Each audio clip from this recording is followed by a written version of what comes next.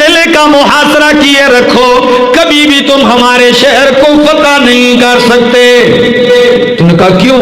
کہنے لگے ہم نے اپنی اسلامی کتابوں میں یہ پڑھا ہے کہ اگر اس کو فتح کرے گا تو ایک ہی بندہ کرے گا۔ عبیدہ بن جراح کہنے لگے بتاؤ وہ کون ہے؟ کہنے لگے اس کا نام عمر ہوگا، ایک بندہ کرے گا جس کا نام عمر۔ جب یہ نام لینے کی دیر تھی چیخ پڑا سارا لشکر کہ تکبیر کے نعرے، اور عبیدہ بن جراح کہنے لگے الحمدللہ فتحنا البلد، الحمدللہ ہم نے شہر فتح کر دیا ہے، ہم نے فتح کر دیا ہے۔ وہ کہنے لگے کیسے فتح کر دیا؟ کہنے لگے عمر ہمارا امیر المومنین ہے، آپ نے جن کا نام دیا وہ ہمارا امیر المومنین ہے۔ نے کہا نہیں ہم نہیں مانتے جب تک ہم دیکھیں گے نہیں، اس کی شکل ایسی ہے، پورا نقشہ بیان کر دیا۔ جب نقشہ بیان کیا عبیدہ بن جراح نے اپنے لشکر میں جس شخصیت کی شباہت شکل و صورت فاروق اعظم کی مشابہ تھی اس کو بھیجا کہ یہ ہے، دیکھ لو جو تم نے اوصاف بیان کی۔ وہ دیکھنے کے بعد خوب غور کرنے کے بعد کہنے لگے ہاں مسلمانوں اللہ کی قسم ہے یہ عمر کے مشابہ ضرور ہے مگر عمر نہیں ہے، یہ عمر نہیں ہے۔ اگر عمر آ جائے ہم لڑائی کیے بغیر چابیاں اپنے ہاتھوں سے حوالے کر دیں گے شہر کی، بیت المقدس کی۔ بات جب نہ بنی خط لکھا ابو عبیدہ بن جراح نے کہ امیر المومنین آپ تشریف لائیں، قربان جاؤں امیر المومنین جا رہے ہیں، یہ نہیں لشکر ہے فوج آگے اور پیچھے نہیں، اکیلے خود غلام بھی ساتھ ہے۔ میں کہتا ہوں یار بہادری کی بھی کوئی انتہا ہوتی ہے، لڑے ہیں پوری دنیا سے 22 لاکھ مربع میل، 4000 سے زیادہ شہروں کو فتح کیا ہے، پوری دنیا کفر سے دشمنی مول لیے ہوئے ہیں اور چلتے ہیں تو تنے تنہا۔ دلیری کی بھی کوئی حد ہے، چلتے ہیں ساتھ غلام ہے، غلام سے کہتے ہیں یاد رکھنا اتنے میل میں چلوں گا پیدل تو سوار، پھر جب میرا وقت آئے گا پھر میں سوار آپ پیدل چلو۔ کہنے لگے جی امیر المومنین میں نوکر غلام، کہنے لگے نہیں ایسے ہی ہوگا۔ چلتے گئے وہاں استقبال کے لیے لوگ کھڑے ہیں، وہ پادری بھی آئے ہوئے ہیں اہل کتاب کے۔ فاروق اعظم اللہ کی شان جب جگہ قریب آ گئی تو نمبر غلام کا آ گیا سوار ہونے کا۔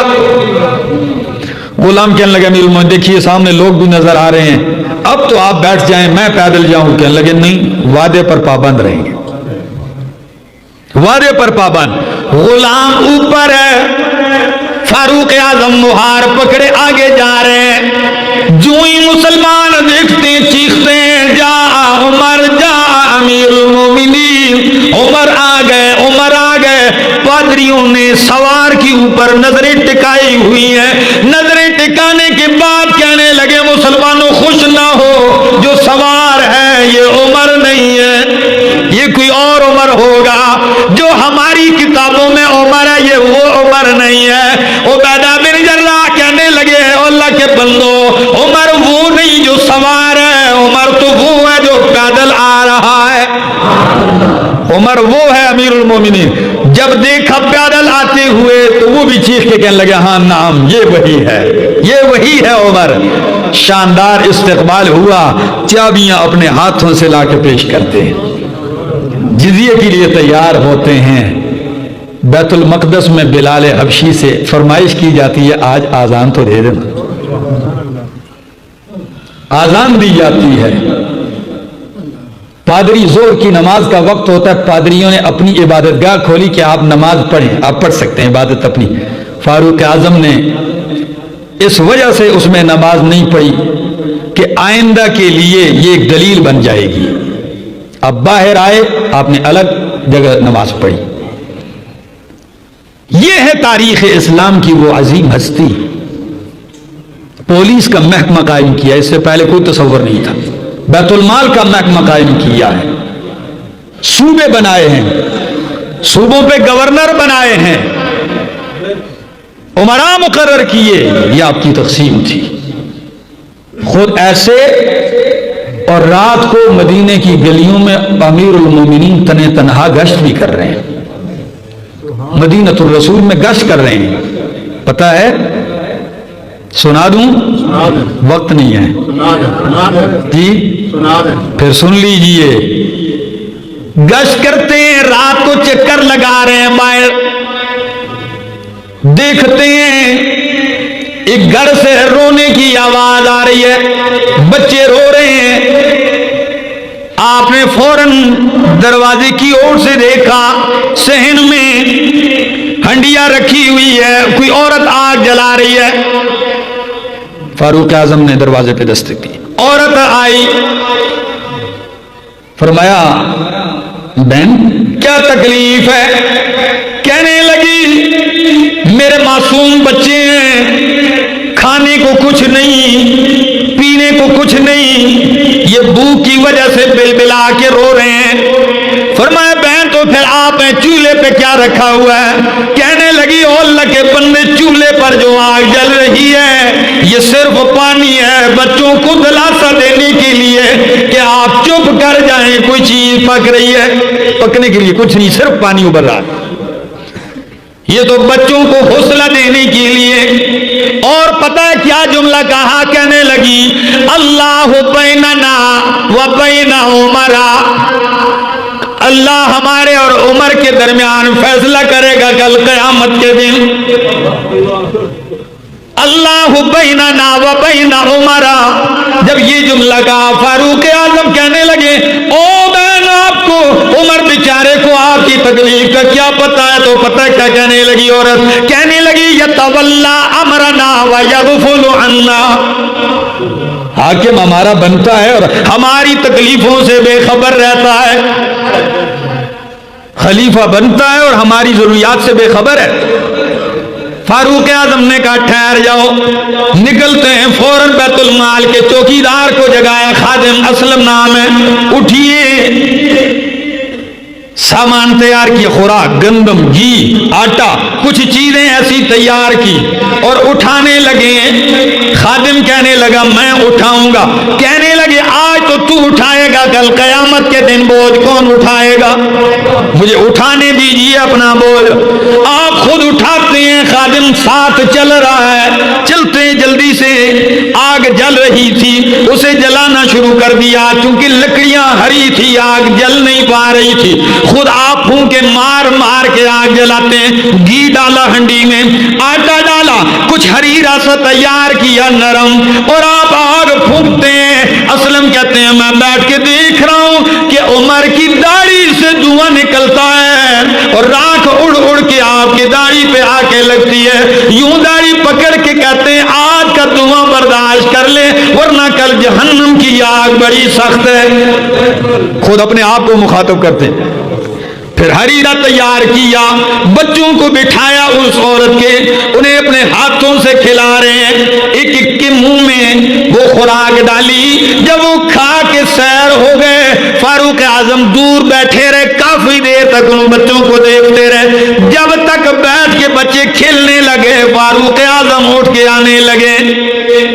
पता है एक जुमला आपको यहाँ औरत का सुना। जब और आने लगे, औरत क्या कहती है? फारूक आजम ने फरमाया औरत आज चंद दिनों की ये खुराक है, जब भी खत्म होगा, खत्म होने से पहले इंशाअल्लाह अगली खुराक आ जाया करेगी आइंदा। औरत दुआ देते हुए क्या कहती है? अंत औला बिहादल अम्र मिन अमीरुल मोमिनीन, और नेक सीरत फरिश्ता बन के आने वाले इंसान, खिलाफत का हकदार उमर से तू ज्यादा है। औरत कहती है खिलाफत का हकदार तू है, तेरे जैसा बंदा खलीफा होना चाहिए, फिर भी अपना तारुफ नहीं करवाया। क्या कहते हैं? कहते हैं औरत कल जब तू अमीरुल मोमिनीन के पास आएगी, इस आजिज़ को भी वहां पाएगी। असलम कहते वापसी पर मैंने एक जुमला पूछा, मैंने कहा अमीरुल मोमिनीन ये आप खाना तो दे के तैयार करके आ गए, काफी देर तक आप बैठे देखते क्यों रहे? कहने लगे ओ खादिम, मैंने इन बच्चों को रोता हुआ देखा तो फिर मेरे दिल ने गवारा नहीं किया कि इनको ہنستے کھیلتے بغیر میں اٹھ کے چلا جاؤں. پھر جب میں نے ان کو مسکراتا ہوا دیکھا میں تب وہاں سے اٹھ کے گیا. میرے دوست، میرا یار، یہ عظیم ہستیاں ہیں. کیا حاکم وقت ان کے واقعات پڑھے تو اس کو کوئی احساس پیدا ہو؟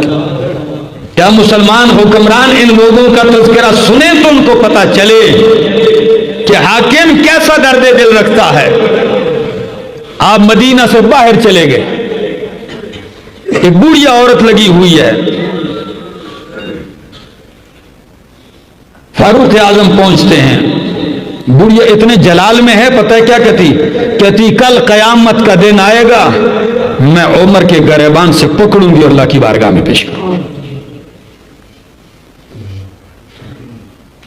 فاروق اعظم دہک اٹھے کہ لگے بڑھیا، عمر بیچارے کو کیا خبر ہے، اتنا تیرا گھر فاصلے پر ہے. کہتی ہے وہ بادشاہی کیا جو قریب کے لوگوں کی تو خبر گیری کرے اور دور کا نہ پوچھے، اگرچہ میں دور رہتی. فاروق اعظم نے تعارف کرائے بغیر کہا اماں جان دیکھیے عمر بیچارہ مصروف ہے، جہاد ہیں، میدان کارزار ہیں، اگر میں عمر کی جگہ آپ کو کچھ دے کے راضی نامہ کر لوں تو کیا آپ معاف کر دیں گی؟